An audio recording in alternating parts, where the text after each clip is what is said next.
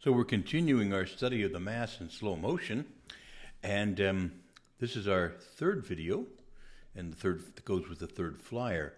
And we're going to look at how the altar is incensed, but very quickly to review, we talked about the entrance procession, the fact that the congregation gathers, and that the priest, representing Christ, the great bridegroom of the church, he's the groom, the church is the bride, he marches the aisle as a kind of a wedding procession. And he gets then to the altar and reverences the altar, first by bowing, or if the tabernacle's in the sanctuary, genuflecting, and then coming around and reverencing or kissing the altar. After which, we see that he in some masses, not all, he incenses the altar. In our parish, we do this, I think, above average, but we tend to use it for the more special days, like during Advent and Lent, and also Easter, and during Christmastide. We certainly use incense quite consistently. At other times, like the summer, we don't. There really isn't a strong rule that forbids that. It's just it tends to be something reserved for the more special times of the year.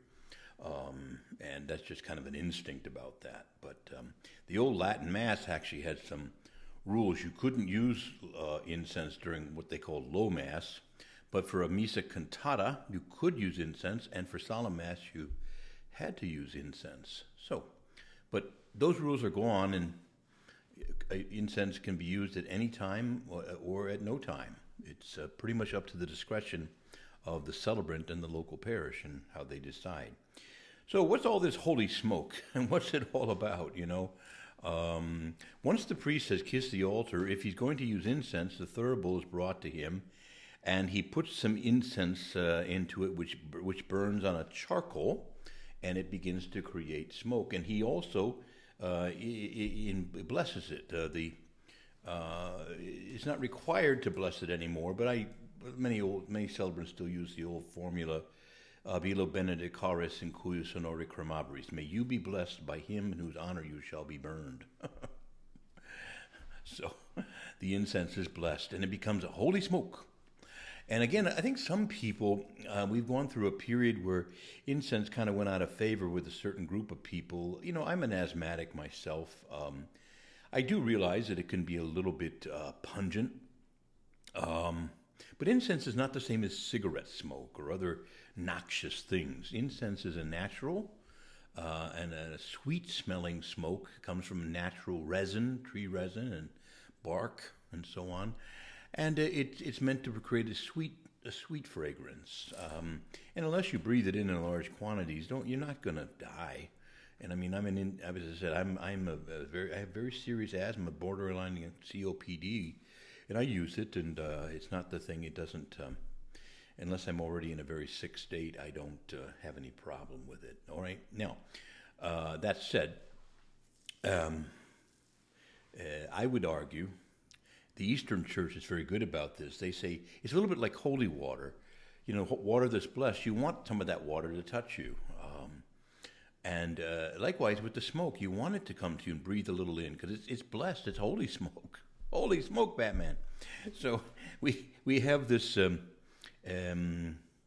that you breathe it in large quantities, but it's when it comes to you, it is something that's blessed, and it enters to give you a blessing. So again, some ideas that we should not eschew and dislike blessed things like incense, even if we have a little bit of sensitivity to it. At the end of the day, most of us will not die. And likewise, it does contain a blessing as it enters into our lungs, so to speak. All right, now, why do we use incense? What's something of its history and so on? Well, first of all, incense was very commonly used in the ancient temple.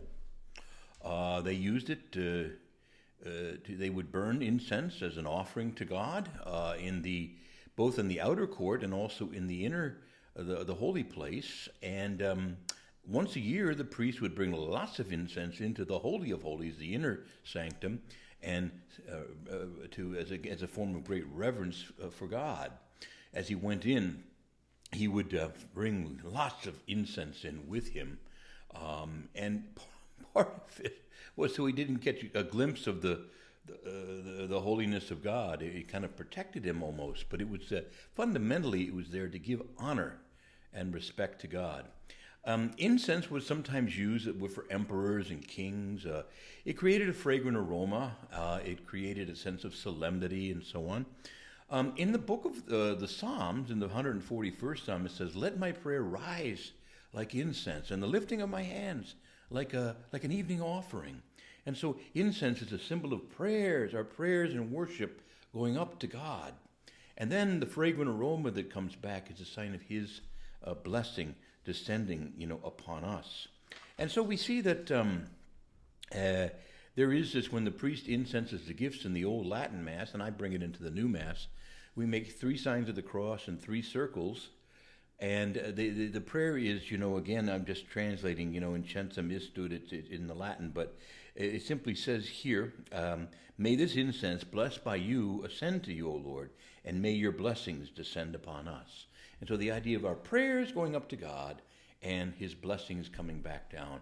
There's an old saying in African American parishes and in gospel music that when the praises go up, the blessings come down. And so this is a vision then of incense and its use for that. So the first thing it does, incense in general, it is to honor a God. Now, it also, we're particularly focusing here on the incensing of the altar at the beginning of Mass. And we do the incensing of the altar for the same reason we did the kissing of the altar and so on.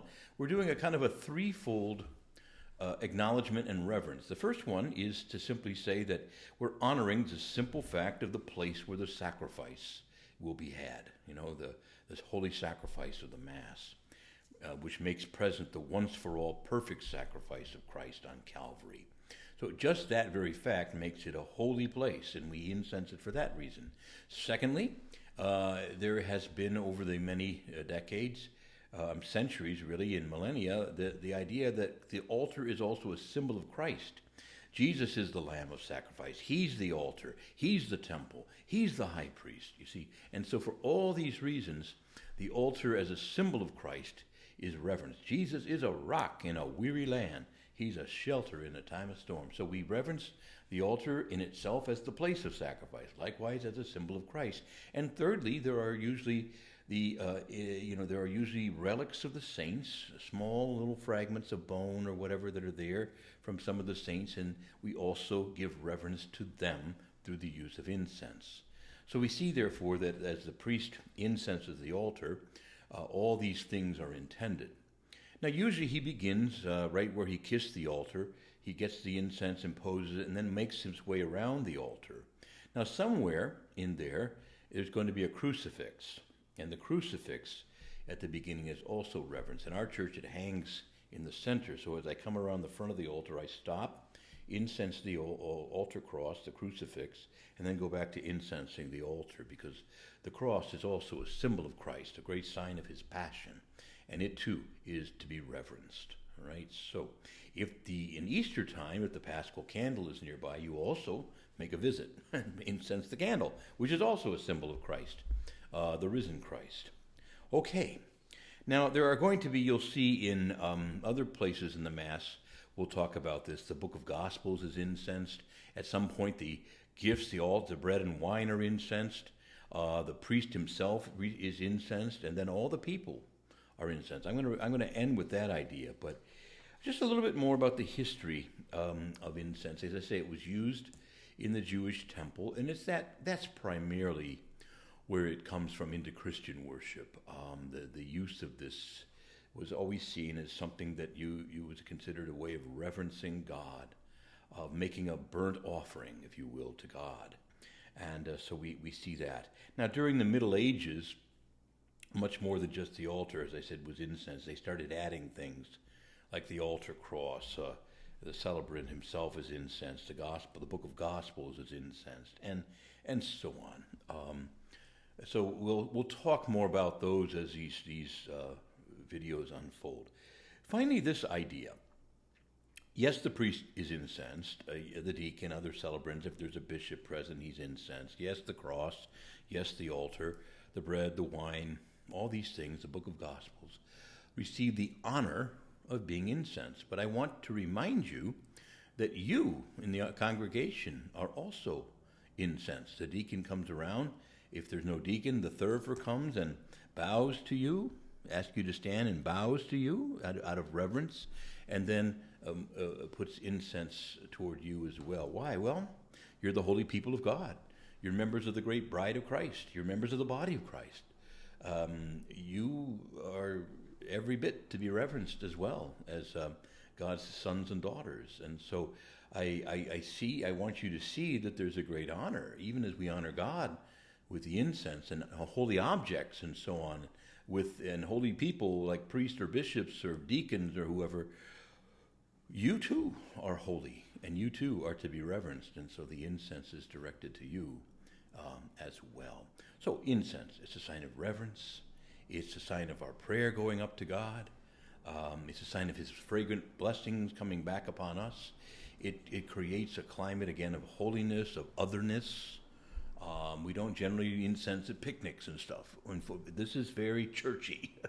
This is something that we do in the church setting, and it creates, again, this idea of reverence, of wonder, of awe, but also, again, of prayer, of blessings, and indeed of dignity that is bestowed upon all that is holy, including you and me. So the altar is incensed.